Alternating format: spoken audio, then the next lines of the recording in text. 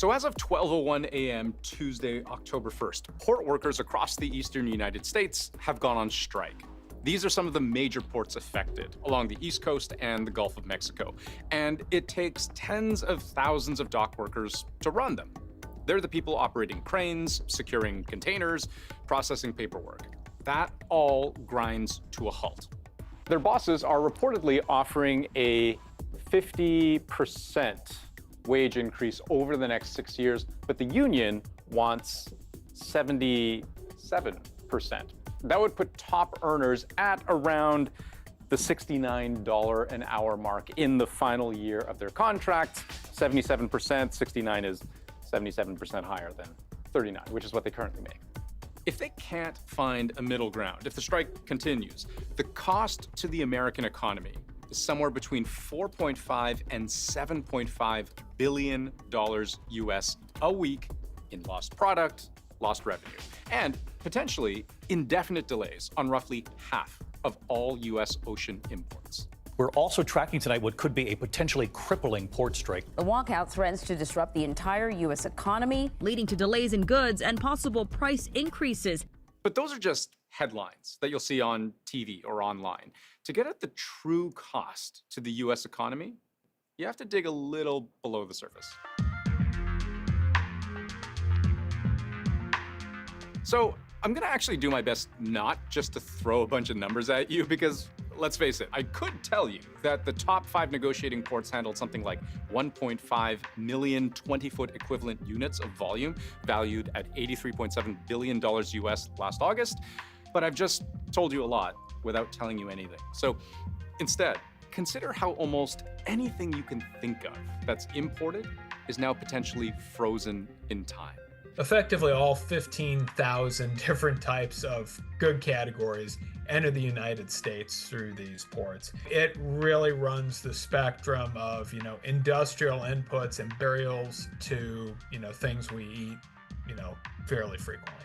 Bananas, chocolate, dairy, coffee, tea, spices, alcohol, tobacco, clothing, shoes, cars, toys, furniture, and raw materials too, like wood, cotton, and tin. These are the top 25 imported commodities into the US by weight, and you can see the list covers everything from tires to tableware, screws, steel, and space heaters. I heard one analyst tell ABC News that this strike is going to be very disruptive because you can't just take all of this freight and pile it onto planes. You also can't expect West Coast ports to pick up the slack because they're way out of the way. And they can't just double their processing volume overnight. So the way that analyst told it, there is no plan B here. And if the ports shut down, that has a domino effect right on down the line. If this strike goes on, let's say a couple weeks, you'd start seeing warehouses, laying people off temporarily. Some trucking companies that move freight around the ports would have to start laying off individuals. Even the food industry that feeds those tens of thousands of dock workers every day.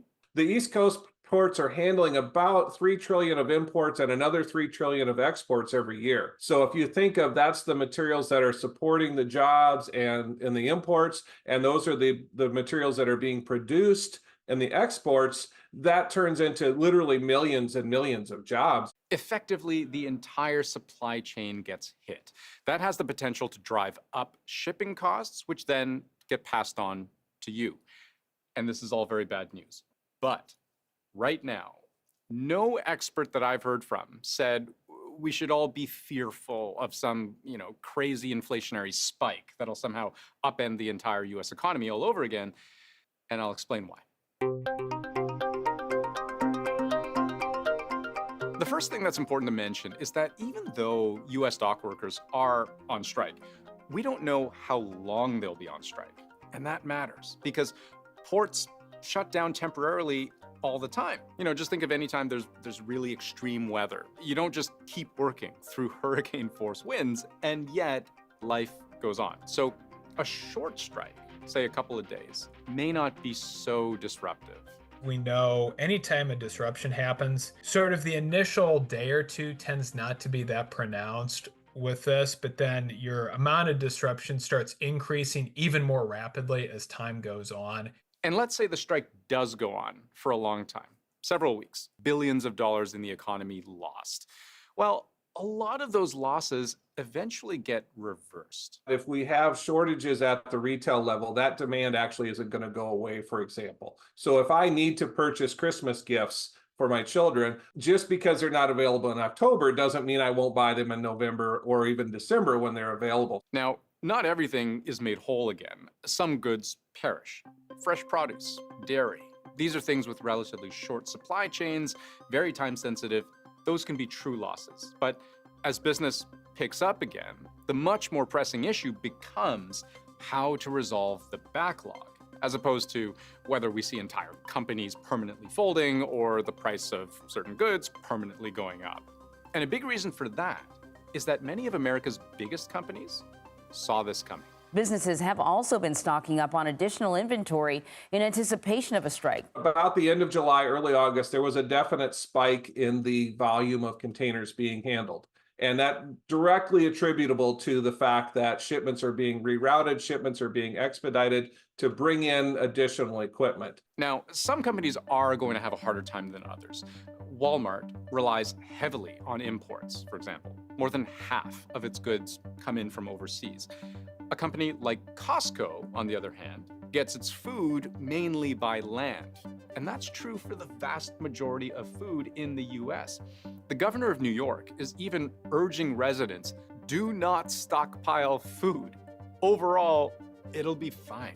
We don't think there'll be a disruption to the food supply. We still have plentiful food coming in from Canada, our own state, California, and Mexico. So I just want everybody to not have the concerns about the food supply as well. Except bananas. The US barely grows those. So here's the bottom line. Yes, a strike of this magnitude is potentially devastating. We haven't seen a strike like this in almost half a century. But if it's short, the world won't end.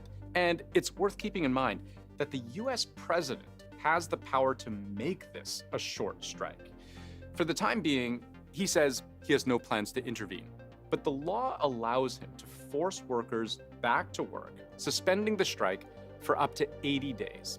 That's what George W. Bush did 22 years ago after an 11-day strike by West Coast dock workers. Now, there is a political cost to doing this, especially when you need union votes ahead of a presidential election. But the US Chamber of Commerce also has more than a few votes, and they've urged Joe Biden to shut the strike down, calling a disruption on this scale unconscionable.